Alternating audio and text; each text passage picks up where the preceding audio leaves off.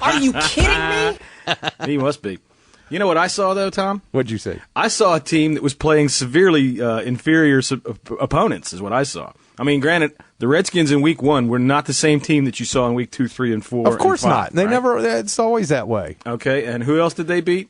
Seattle at home. St. Louis. St. Louis. And the Bengals. They squeaked the by Bengals in overtime.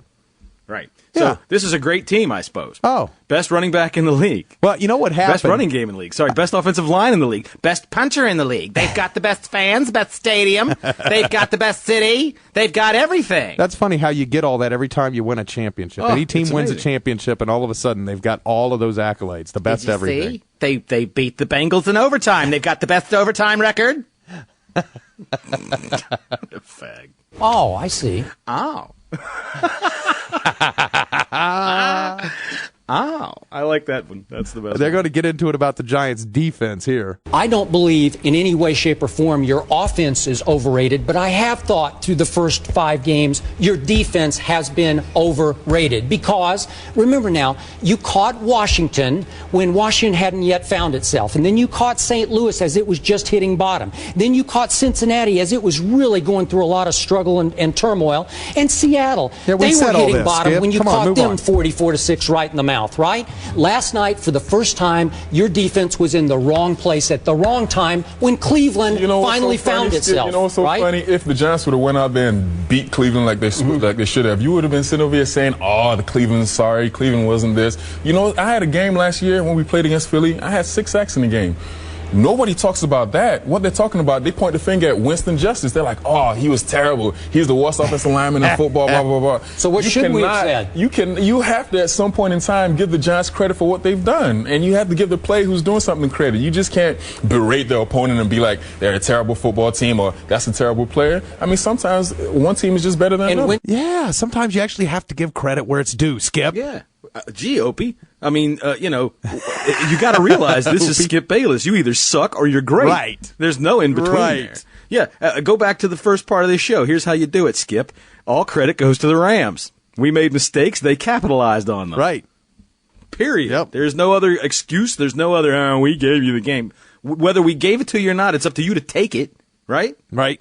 When our guard tries to be Jerry Rice and catch a damn pass that goes 30 feet straight up in the air from a deflection and tries to run down the field with it, and when they make us fumble, credit them for picking it up and running it in for a touchdown with 9 seconds to go in the half. Right. Okay, now, here's what's happening with the Dallas Cowboys as of right now. We've got as of right this moment. Tony Romo is out 4 weeks. Ow, my pinky. Terrence Newman, cornerback, still out for another 3 or 4 weeks. 4 weeks in and an indefinite suspension with a minimum of 4 weeks. I said Terrence Newman. Oh, pay Terrence attention, Newman. John. I got to pay attention. He's injured. He's not suspended. I'm talking about Terrence Newman. Terrence Newman. Right. Him. He's hurt. Okay, we've lost our awesome punter, McBriar, is probably out for the year. He's got a broken foot after the blocked punt. And by the way, if I know this will be music to John's ear, so here for all you Cowboy haters, there you are. The punter for Dallas will punt from his goal line. He's got it. Here they come. Cardinals blocked it. It's picked up. It's a touchdown. Cardinals win. Monty Bizo with the touchdown. Sean Morey with the block. How about them Cardinals? Yeah, F you. Anyway. So there you have that. So McBriar gets his foot broken on that blocked punt. Now, man, those rough ass Cardinals. My God, I know they broke Romo's finger and McBriar's foot all in a couple of minutes. And, tweet. And Felix Jones out 2 to 3 weeks with the hamstring injury. The wheels are coming off the bus. My God, can it get any worse? And then now Pac-Man suspended for at least 4 games after Dallas plays the Redskins again. Goodell will then decide when and if Pac-Man gets to come back. Right. So there you go, all you happy Dallas haters. Yeah, it's a disaster in Big D. Well, you got Roy Williams. Well, I was going to say if there was one thing, and I'm still trying to wrap my head around that one. We gave up a 1st, 3rd, and 6th round draft pick. Right. Now, if Pac-Man gets suspended and he's gone for the year, you get the 6th and the 5th one back. Right. From Tennessee. Well, no, so we get the 5th now no matter what. He's suspended. Any suspension at all, we get their 5th round pick. So So we get the fifth, and that's probably why they made the deal.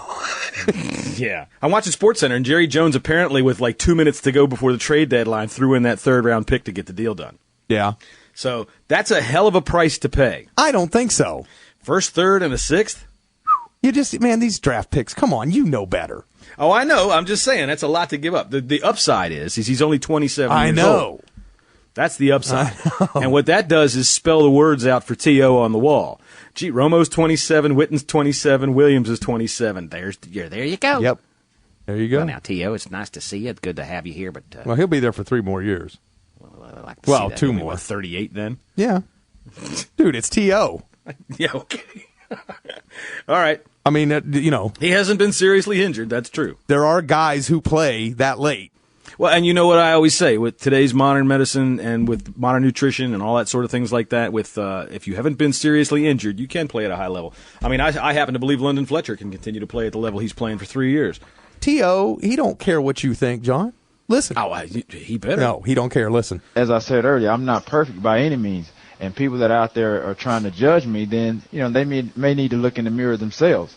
So I don't really worry about, all the naysayers and this and that.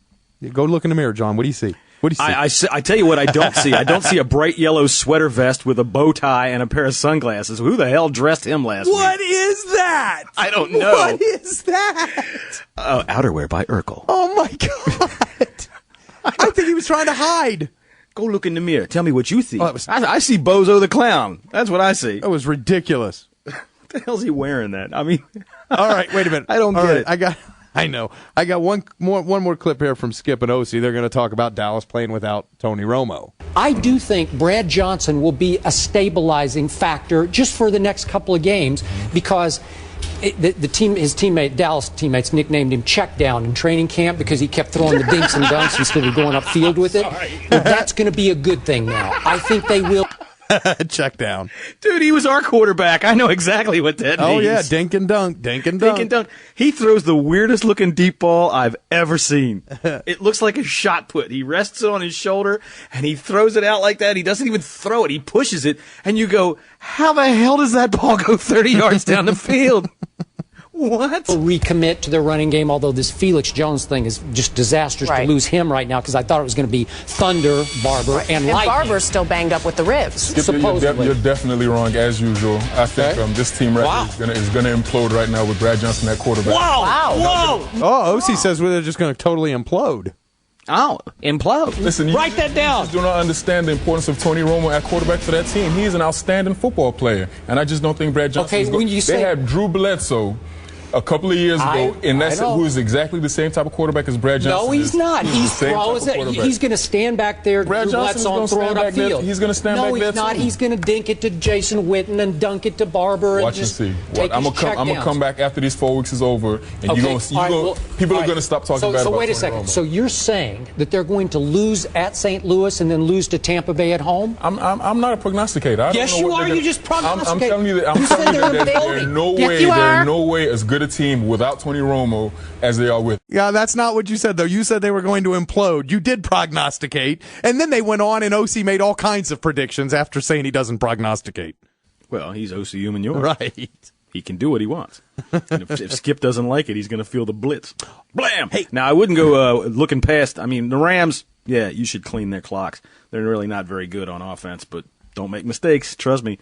But Tampa Bay? No, that's a team that you got to reckon with. Oh, hey, dude, I nothing's a given. The Rams that means nothing. We may not win that game. I don't know what's going to happen. Well, you know who's back in control in Tampa Bay, right? Super Jeff. Yeah, that's right. Super Jeff. It isn't pretty. Yeah, here he comes. I saw a picture of his pretty wife today. Oh man, good. I saw lots. I don't know how that happened. Super Jeff. I don't know how that happened.